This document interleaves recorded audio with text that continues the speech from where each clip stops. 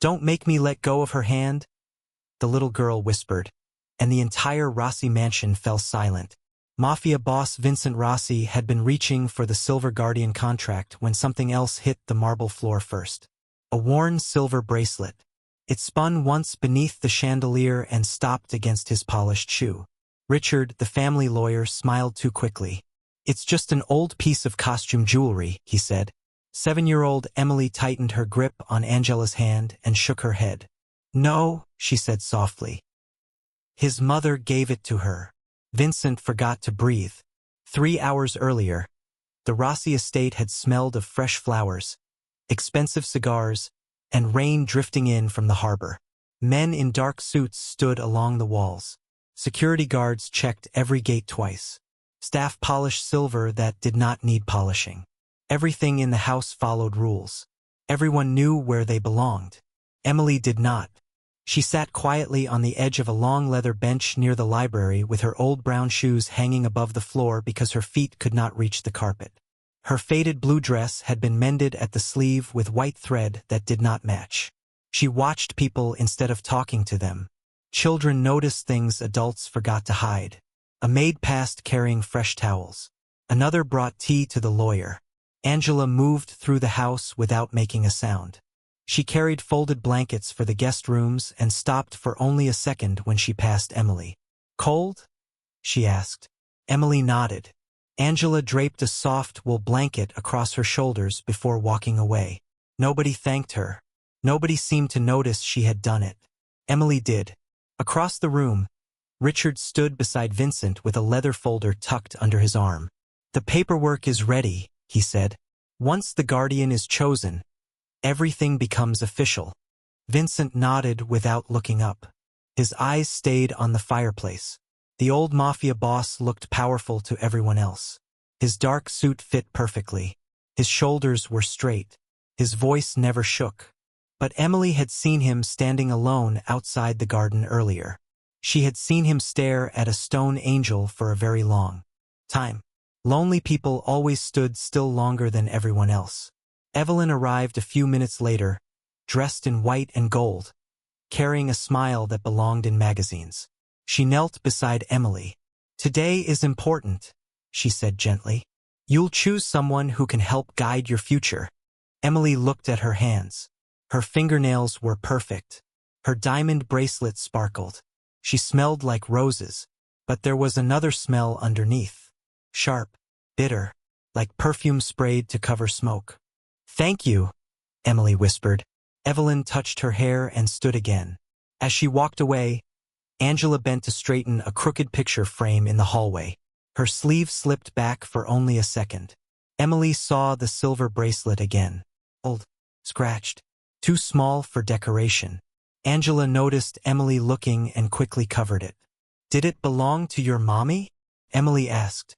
Angela froze. Then she smiled, but the smile reached only half her face. "Someone I promised never to forget," she answered. Vincent looked over at the sound of her voice.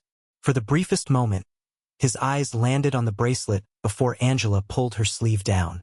He frowned as if trying to remember a dream. Richard stepped between them. "Mr. Rossi," he called. "There's one small issue." He opened the leather folder. One page was missing. Vincent frowned.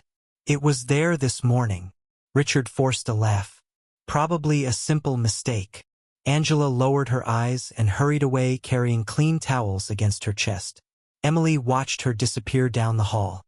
Something white slipped from beneath the folded towels and landed on the floor where nobody else could see it. Emily climbed off the bench and picked it up. It was an old photograph torn exactly down the middle, and in the corner of the picture, just above a woman's hand, was the same scratched silver bracelet. Emily turned the torn photograph over in her hands. The back was blank except for a date written in faded blue ink. October 14th. 22 years ago. She did not know why that mattered, but she knew one thing. Angela had lied.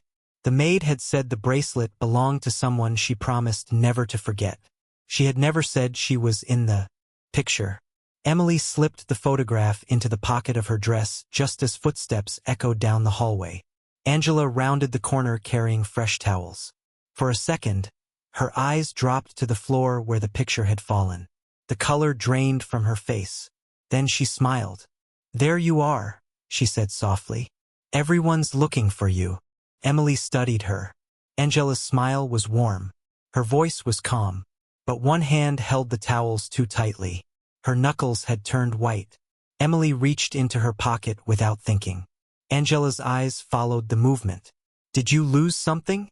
Emily asked. Angela answered too quickly. No. A long silence settled between them. Then Angela knelt until they were eye level. "If you ever find something old in this house," she said gently, "you should give it back to the person it belongs to." Emily nodded. "Do you want the picture?" Angela's breath caught. Before she could answer, Richard's voice carried through the hall. "Emily? Mr. Rossi is waiting." Angela stood at once. "Go ahead, sweetheart." Emily walked away. She did not take the picture out of her pocket. Vincent Rossi stood alone in the library. The leather folder lay open across the desk. The missing page had been replaced. Richard stood beside him with the easy confidence of a man who solved problems for a living. "Simple misunderstanding," Richard said. "One of the staff accidentally mixed the papers." Vincent signed nothing. He looked at the page. The corner had been folded. Somebody else's fingerprints had left a faint smudge near the bottom. He had spent half his life reading contracts. He knew when paper had been handled too many times. "Who brought this back?" Vincent asked. Richard adjusted his tie. "One of the maids." Vincent looked up. "Which one?" Richard smiled. "Does it matter?" Vincent did not answer. Across the room, Emily climbed into a chair near the window. She watched the rain slide down the glass.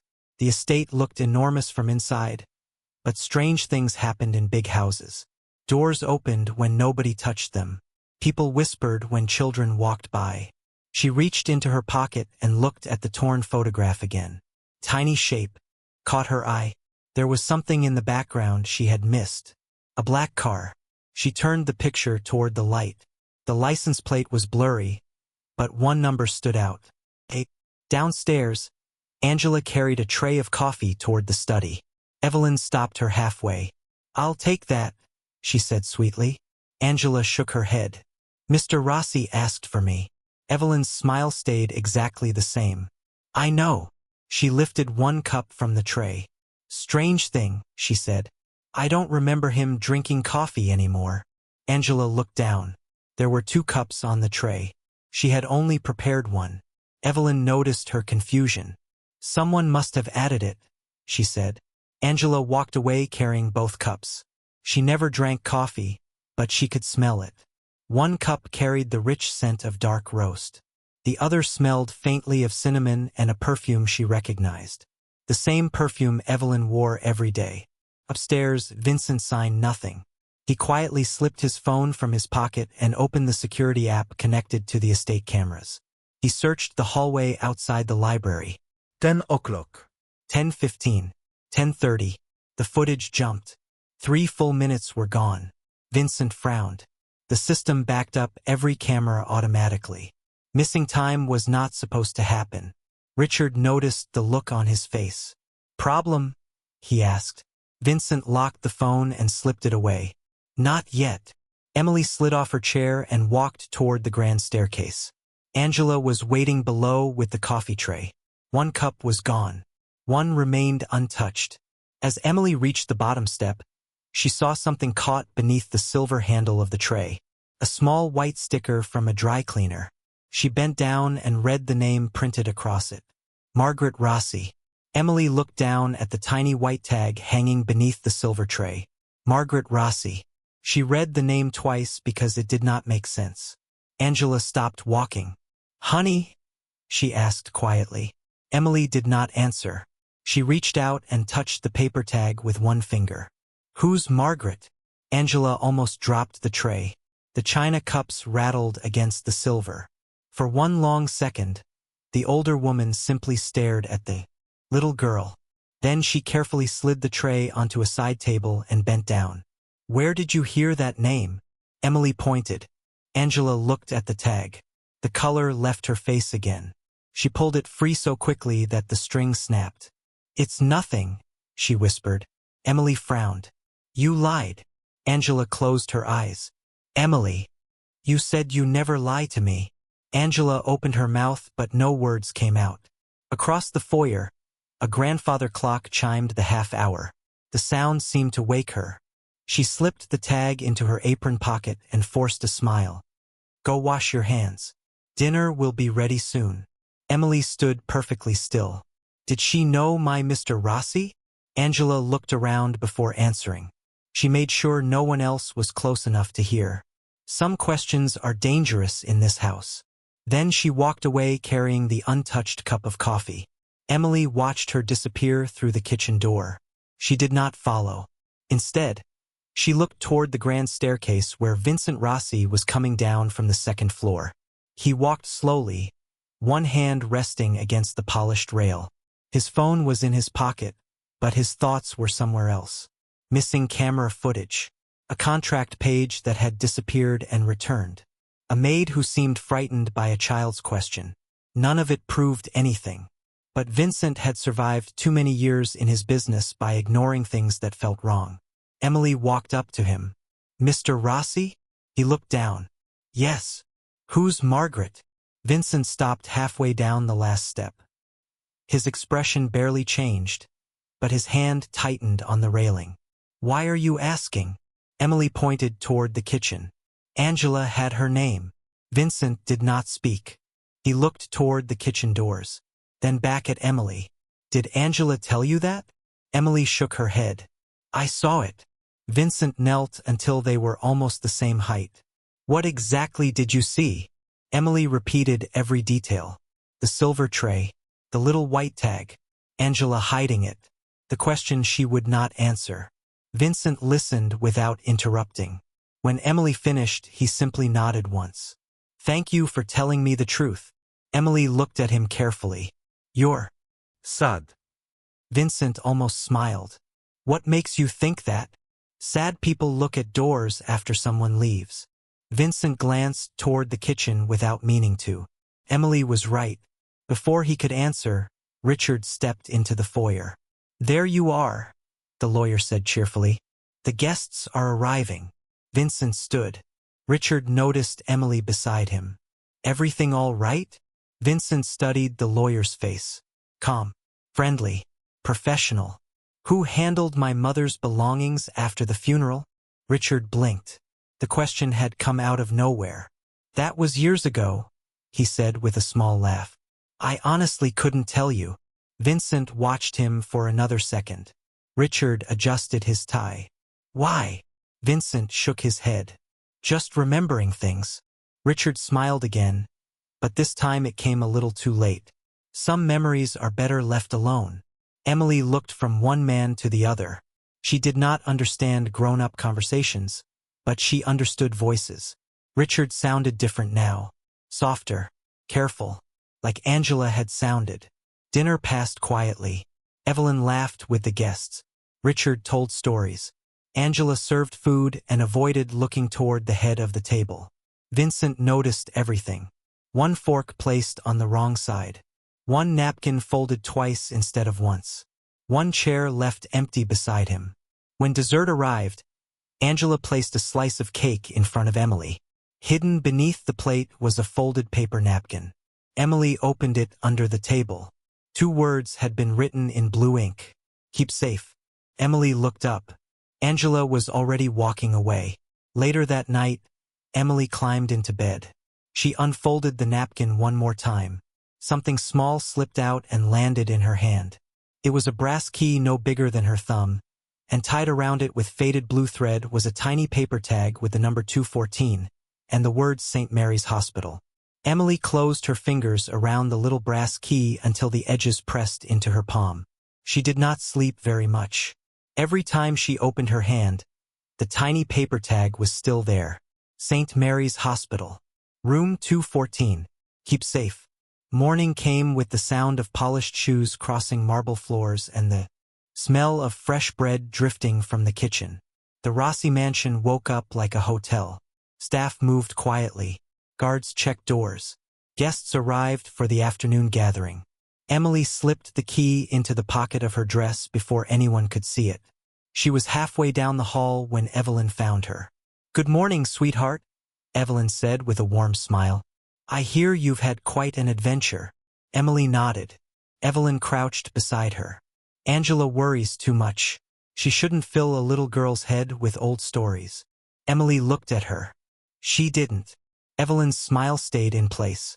"Then perhaps you've found something that doesn't belong to you." Emily shook her head. "It was given to me."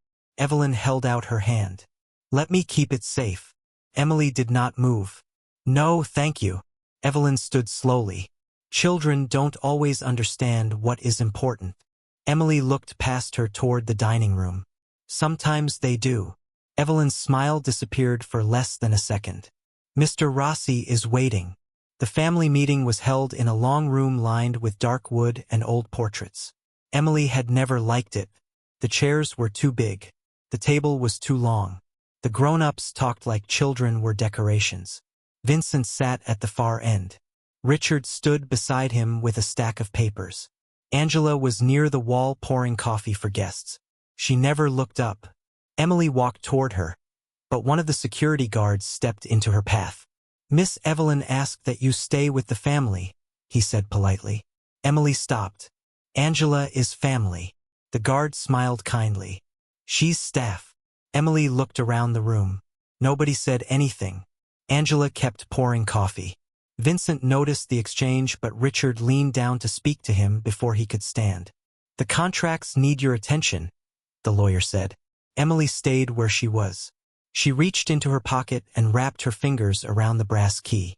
A few guests watched her with quiet amusement. One woman whispered, "Poor thing."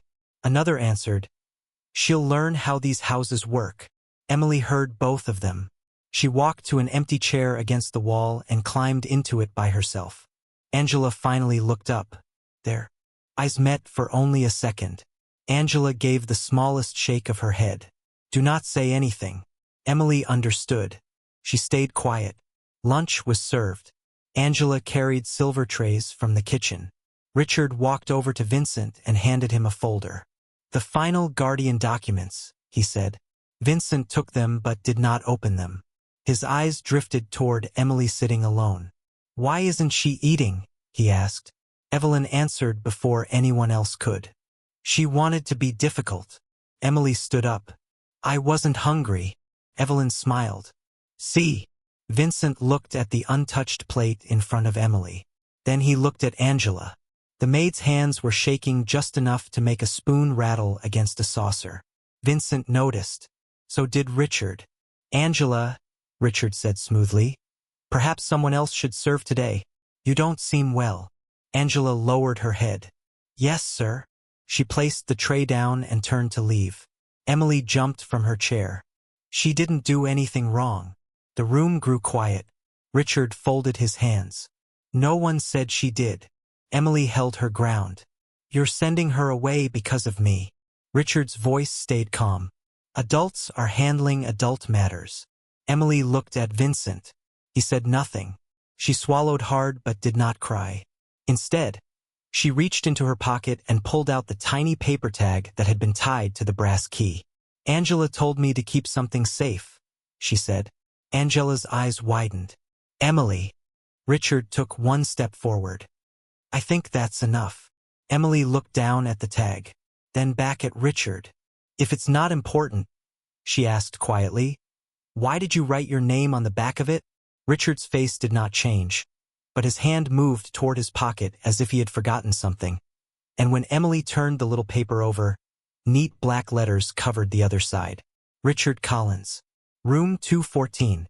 St. Mary's Hospital." Richard Collins. Room 214.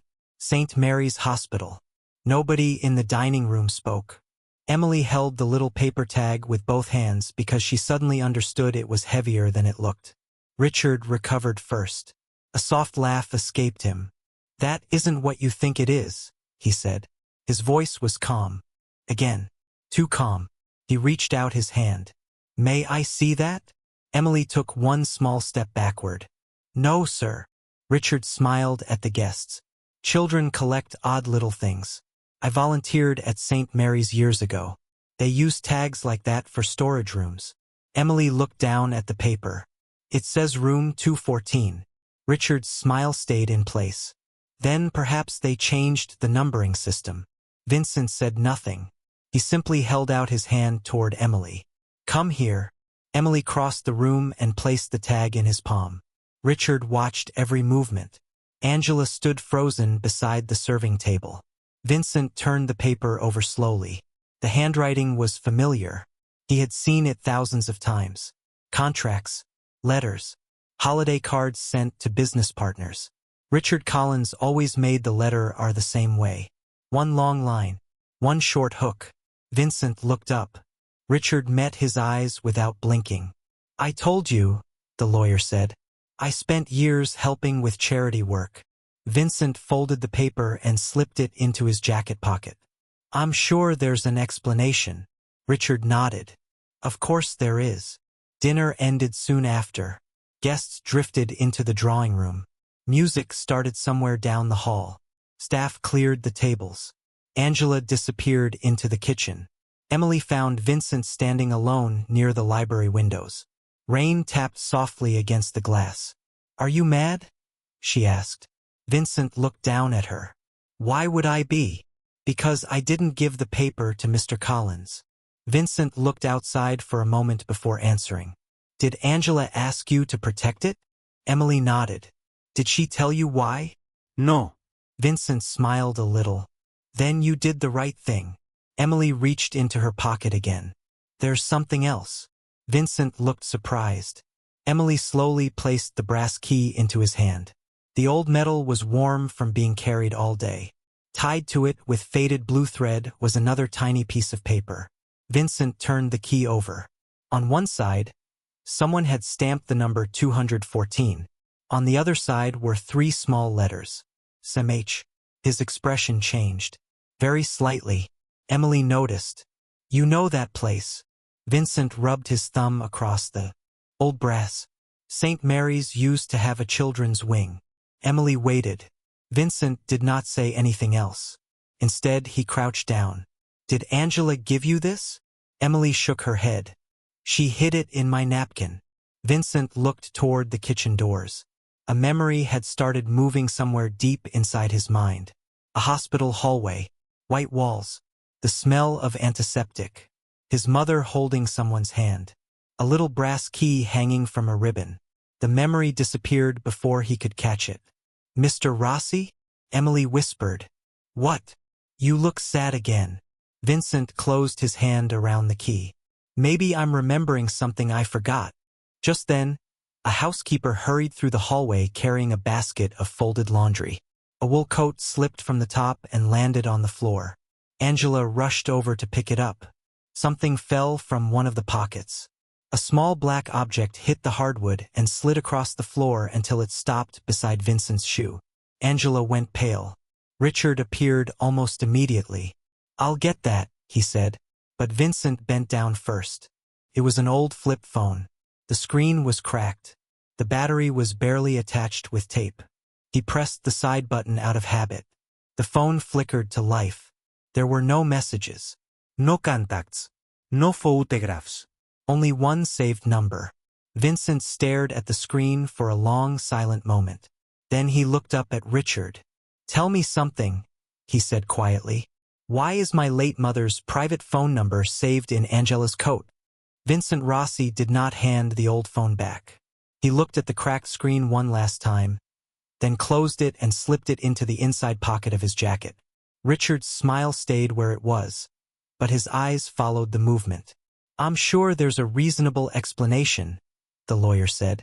Vincent nodded. I'm sure there is. Angela stood perfectly still. Emily watched her from across the hallway. She had seen Angela frightened before, but never like this.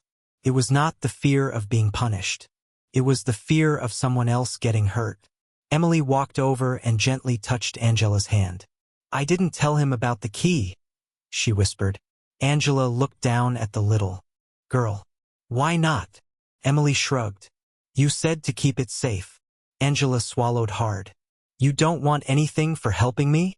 Emily frowned as if the question made no sense. I want people to stop lying. Angela covered her mouth for a second and looked away. Vincent saw the exchange. He said nothing. That evening the mansion grew quiet. Guests left. The staff cleaned the dining room. Rain tapped softly against the library windows. Somewhere deep in the house, an old washing machine hummed through another load of linens. Vincent sat alone behind his desk. The brass key rested beside the old phone. The tiny paper tag lay next to both of them. St. Mary's Hospital. Room 214. Richard Collins. Vincent picked up his office phone instead of his cell phone. Frank, he said when the line connected. I need a favor. Frank Delaney had been Vincent's private accountant for almost 20 years. He asked very few questions. What do you need? Find out if St. Mary's Hospital still keeps old records.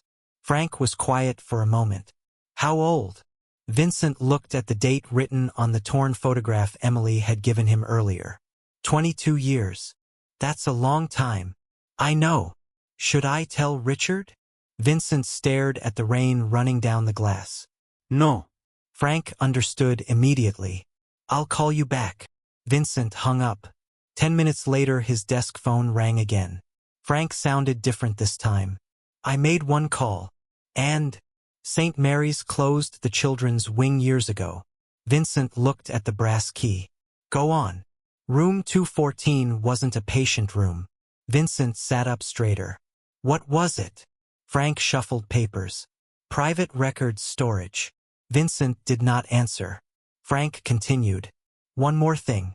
Access to that room required a special key. Staff couldn't use it. Only trustees and legal representatives had permission. Vincent slowly looked at the tiny tag. Richard Collins. Meanwhile, Emily sat in the kitchen with Angela. A small television played quietly on the counter while someone washed dishes in the next room. Angela placed a glass of milk in front of Emily. Drink. Emily took one sip. Were you ever in that hospital? Angela stopped wiping the table. Why? Do you ask? Emily pointed toward the brass key sitting safely in her pocket. Because people only keep keys to places they don't want to forget. Angela smiled sadly. You're too smart for 7 years old. Emily shook her head. No. Grown-ups just think little kids don't listen. Angela looked toward the doorway to make sure nobody was there. Emily? Yes. If Mr. Rossi asks questions, tell the truth. Emily nodded. I always do. Upstairs, Vincent opened the old flip phone again. He pressed the only saved number. A recorded voice answered almost immediately. The number you have reached is no longer in service.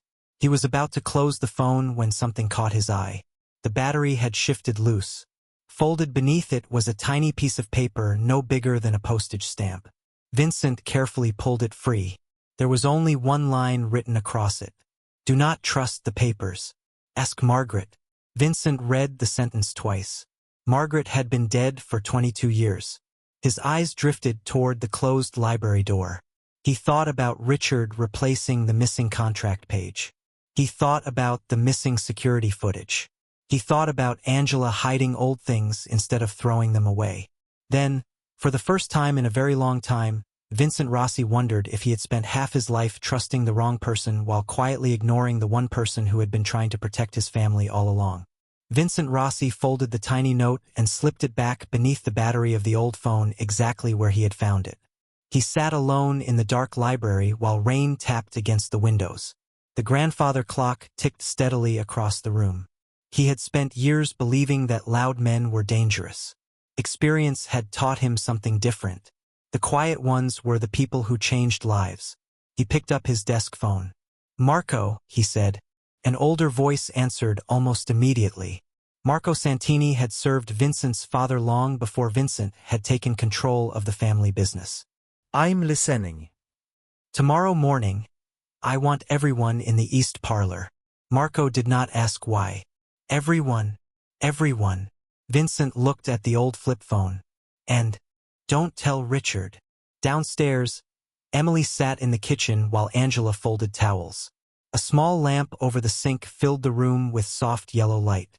Emily watched Angela work. Mr. Rossi believes me now, she said. Angela's hands stopped moving. No. Emily frowned. No. Angela smiled sadly. He believes something is wrong. That's different. Emily thought about that. Then how do you make someone believe? Angela folded another towel. You tell the truth the same way every time. The next morning the East parlor filled slowly. Richard arrived carrying his leather folder. Evelyn stood beside the fireplace. Staff lined the walls. Angela stayed near the doorway. Emily sat quietly in a chair too large for her, her feet swinging above the carpet. Vincent walked in carrying a plain brown envelope. He placed it on the center table but did not open it. Nobody spoke. The envelope sat there between them like another guest. Richard finally smiled. What's all this? Vincent adjusted his cuff links. A small question. Richard laughed politely. Those are usually expensive around here. Vincent looked toward Angela. Yesterday, an old phone was found. Angela lowered her eyes. Richard folded his hands. Evelyn looked out the window. Vincent continued. I also found a note. Richard did not move. Interesting. Vincent nodded toward the envelope. Inside is that note. Nobody reached for it. Emily watched everyone carefully. She remembered something. Richard always carried his car keys in his left hand. Yesterday, when she had shown him the little paper tag, he had hidden his right hand behind his back. She leaned toward Vincent. Mr. Rossi? Yes. Watch his hands. Vincent did not look at her. I am. Then he spoke to Richard. Would you mind opening the envelope for me? Richard smiled. Of course.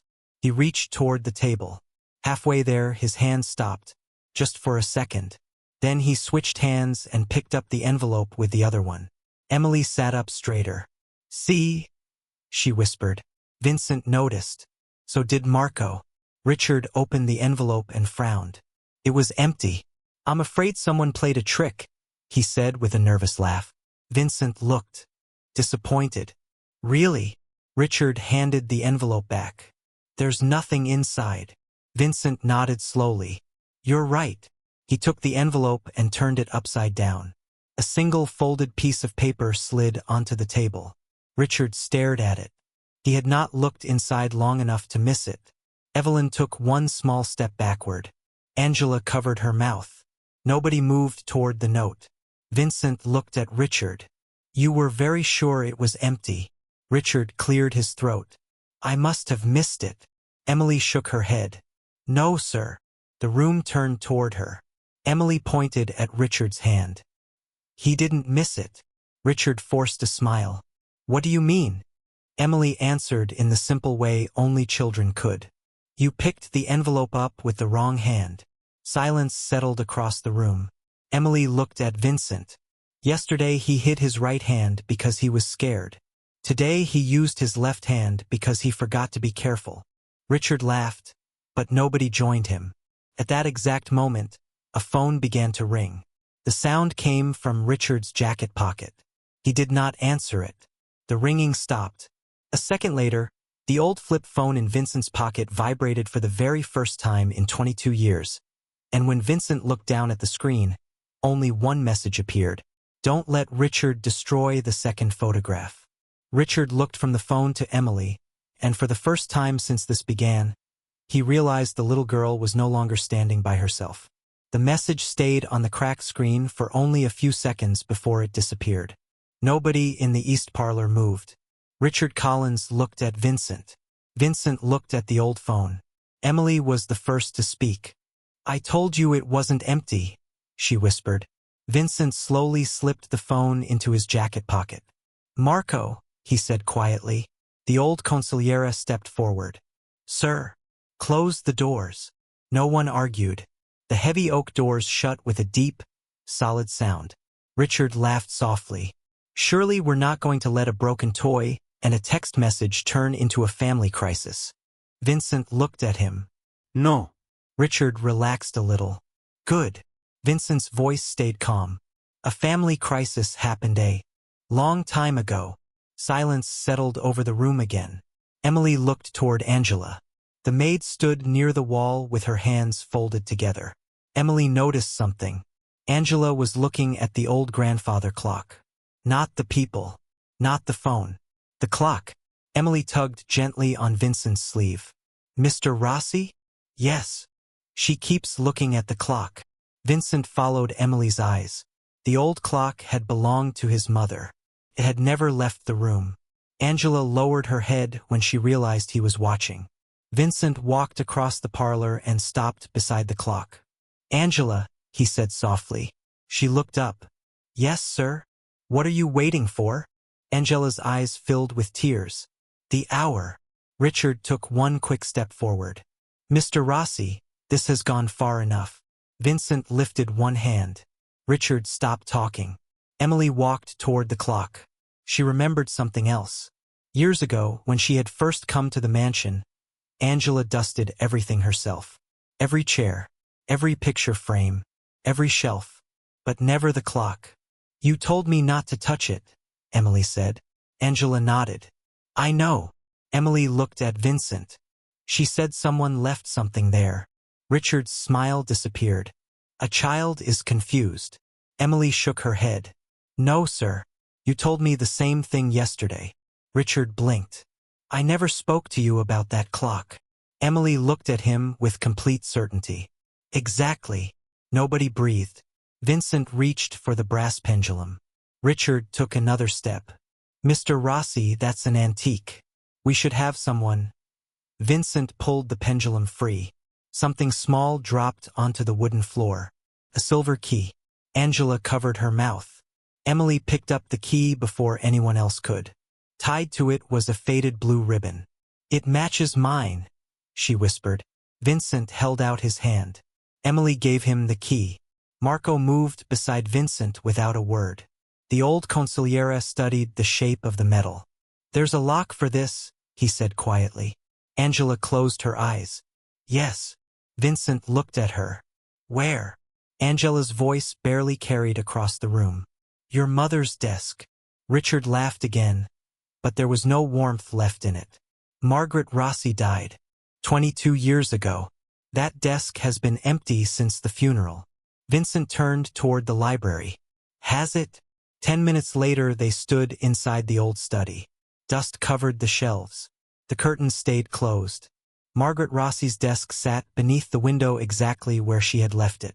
Vincent slid the silver key into a hidden lock beneath the writing surface. Fit perfectly. A small drawer opened. Inside was a sealed envelope and a photograph. Emily picked up the photograph first. It was the missing half. She carried it to Vincent. His hands shook as he placed it beside the torn piece she had saved. The picture became whole. Margaret Rossi stood smiling beside a younger Angela. In Margaret's arms was a small child. Vincent stared at the image. Then he noticed someone else. Standing beside his mother was a younger Richard Collins. His arm rested across the top of the baby carriage. On the back of the photograph, in his mother's handwriting, were 6 simple words. If anything happens, trust Angela, never Richard. Vincent read the sentence once. Then again. His face lost all color. He sat down slowly in his mother's chair because his knees would not hold him. Emily looked at him. You didn't know, she whispered. Vincent could not answer. He looked at Angela. He looked at Richard. Then he looked at the photograph of his mother and realized that the woman he had trusted for decades had left him a warning, and he had spent 22 years believing the wrong person. Very carefully, Vincent laid the photograph on the desk, took off his glasses, looked straight at Richard Collins, and said in a voice so quiet the entire room leaned forward to hear it. Call my attorney. Richard Collins did not move. The old study was so quiet that Emily could hear the rain against the windows and the slow ticking of Margaret Rossi's clock in the next room. Vincent Rossi stood beside his mother's desk with the photograph resting beneath his hand. Call my attorney, he repeated. Richard looked around the room as though someone else might speak for him. Evelyn lowered her eyes. Marco took one step forward. You heard him. Richard smiled one last time. Vincent, we've known each other for 30 years. Vincent nodded. That's exactly what frightens me. Half an hour later, the east parlor filled again. Vincent's attorney arrived. So did the family's accountants and trustees. Nobody raised a voice. Margaret Rossi's photograph sat in the center of the long table. Beside it rested the old flip phone, the brass keys, the torn picture, the hospital tags, and the notes Emily had protected. Vincent spoke quietly. These records will be turned over for a full investigation. Richard opened his mouth. Vincent lifted one hand. You had 22 years to explain. Today belongs to the truth. The attorney slid a folder across the table. Bank transfers, trust documents, hospital records, charity accounts. The same names appeared again and again. Funds promised to Angela's family had vanished through accounts controlled by Richard. Legal papers had been changed after Margaret Rossi died. The children's trust she had created had never reached the people she intended to protect. Richard looked older somehow. I told myself I was protecting the family, he said. Vincent looked at the photograph of his mother. You protected yourself. Richard's position as family attorney ended before he left the room. The trustees voted to freeze every account under review and turn the records over to the proper authorities. Evelyn quietly removed the engagement ring from her hand and placed it on the table. She looked at Vincent. I knew enough to ask questions. Vincent nodded sadly. And you chose not to. She walked away without another word. Angela remained near the doorway as though she still expected someone to tell her she did not belong there. Vincent crossed the room. For a moment neither of them spoke. Then Vincent did something Emily had never seen before. The powerful man lowered his head. Angela, he said softly. My mother trusted you. Emily trusted you. I should have listened much sooner. I'm sorry. Angela covered her face with her hands. I made a promise to her, she whispered. Vincent nodded. And you kept it when the rest of us failed. His attorney handed Angela a folder. Margaret Rossi's original trust had been restored. The money stolen from the fund would be recovered through the legal process and placed where it had always belonged. Angela was offered a proper position managing the Rossi Family Foundation that Margaret had created to help children and working families. I don't want charity, Angela said quietly. Vincent smiled for the first time in days. Neither did my mother. That's why this is a job. Emily stood beside them holding the old photograph. Can we fix it? She asked. Vincent knelt beside her. Fix what? Emily held up the torn picture. The family. Vincent looked at the photograph. Margaret, Angela, the baby, a younger Richard standing at the edge.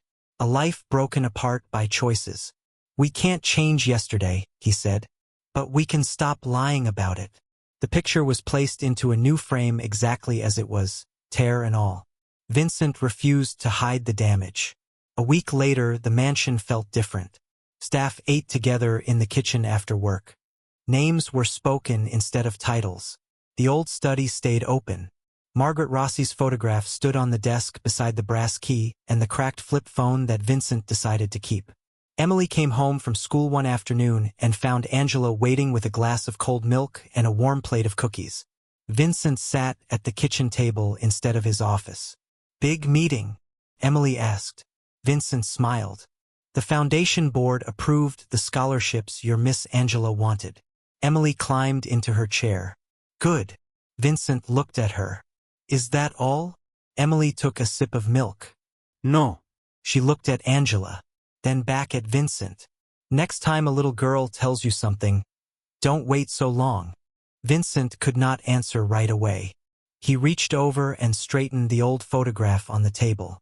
Outside, the rain had stopped. Inside, the lights were warm, the kitchen was full, and for the first time in many years, the smallest voice in the house had changed the future because someone finally chose to listen.